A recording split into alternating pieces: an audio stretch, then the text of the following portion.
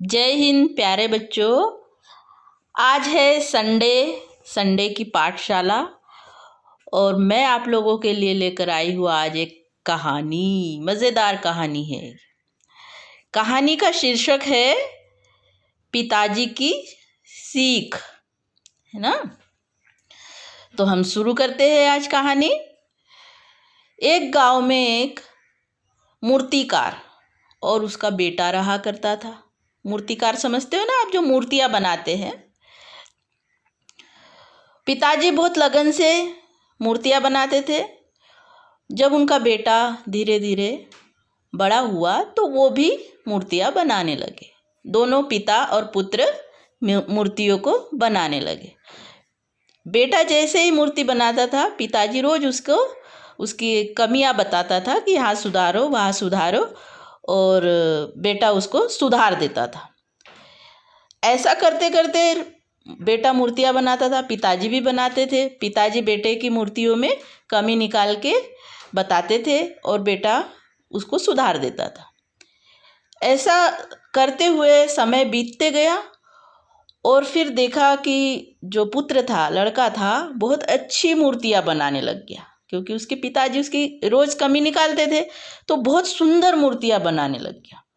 अब उसकी मूर्तियों की कीमत भी ज़्यादा मिलने लग गई उसको। ज़्यादा ग्राहक आने लग गए और बहुत प्रशंसा करने लग गए कि आपकी मूर्तियाँ बहुत ही अच्छी। पिताजी भी मूर्तियाँ बनाते थे। पिताजी की मूर्तियों को उतना दाम नहीं मिल पा रहा था, क्योंकि बेटा बहुत अच्छी मूर्तियाँ बना रहा था तो उसकी ज़्यादा बिक रही थी। तो ऐसे बेटा बहुत खुश था कि उसकी मूर्तियों को बहुत प्रशंसा मिल रही, कीमत भी अच्छी मिल रही। तो पिताजी रोज की तरह उसकी मूर्तियों में कमी निकालते थे, वो सुधार देता था। ऐसा करते करते एक दिन जब उसको थोड़ा सा चिढ़ होने लग गई थी कि रोज पिताजी मेरी गलतियों को निकालते हैं करके, तो अनमने मन से सुन लेता था। एक दिन पिताजी ने बोला कि ये कमी है, तो उसने अनमने मन से सुन लिया और उसको सुधार दिया।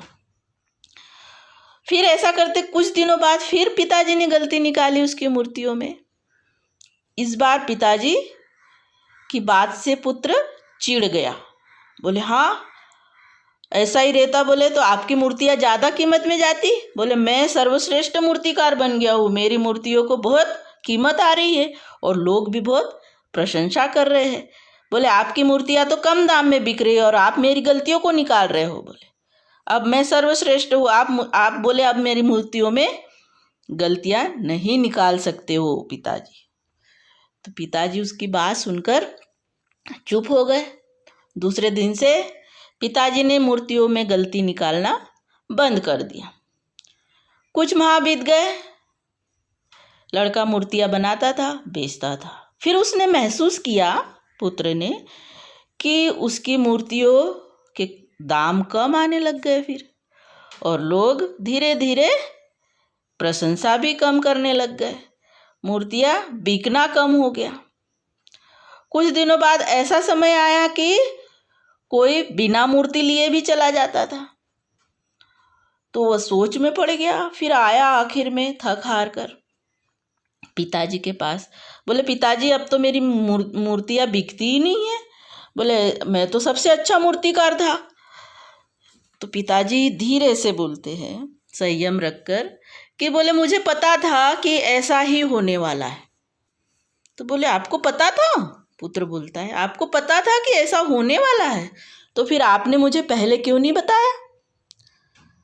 तो पिताजी मुस्कुराते हुए बोलते हैं, बोले जब तक आपको आपकी गलती का एहसास नहीं होगा तब तक, बोले पहले बताने से तो तुम सुनते नहीं। क्योंकि ये बात, बोले कई वर्ष पहले मेरे साथ भी हो चुकी थी। मेरे पिताजी भी मेरी मूर्तियों में गलती निकालते थे। मैं भी अपने आप को सर्वश्रेष्ठ समझने लग गया था कि मैं ही सबसे अच्छा मूर्तिकार हूँ।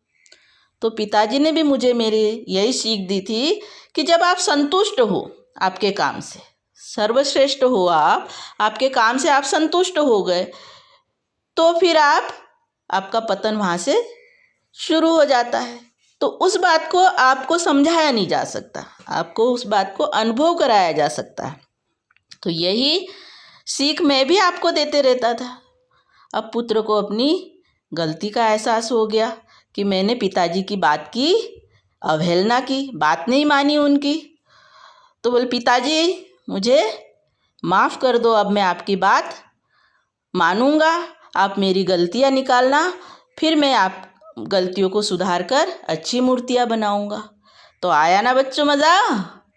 बहुत मज़ा आया कहानी में। तो हमको इस कहानी से क्या शिक्षा मिलती है? हमको इस कहानी से ये शिक्षा मिलती है कि हमें निरंतर काम करते रहना चाहिए। हमें जो व्यक्ति संतुष्ट हो जाता है अपने काम से, फिर वो उसकी प्रगति रुक जाती है, वो आगे नहीं बढ़ पाता, कुछ नया नहीं सोच पाता है। इसलिए हमें अपने काम को निरंतर करते रहना चाहिए। तो ये आप लोगों के लिए भी सीख है बच्चों, क्योंकि आप घर पर रहकर पढ़ाई नहीं कर रहे हो। आपके दिमाग में ये बात बैठ गई है कि जब हमारे स्कूल खुलेंगे तभी हम जाएंगे, जब हमको होमवर्क देंगे टीचर्स हमारे तभी हम होमवर्क करेंगे। तो ऐसा नहीं है, आपको घर रहते हुए भी आपका होमवर्क करते रहना चाहिए, पढ़ते रहना चाहिए और अपने माता पिता की बात को मानना चाहिए। तो आया ना मज़ा? तो अगले संडे फिर मैं एक नई कहानी लेकर आप लोगों के पास आऊँगी। तब के लिए शुक्रिया, धन्यवाद, और आप पढ़ते रहे। Okay, thank you.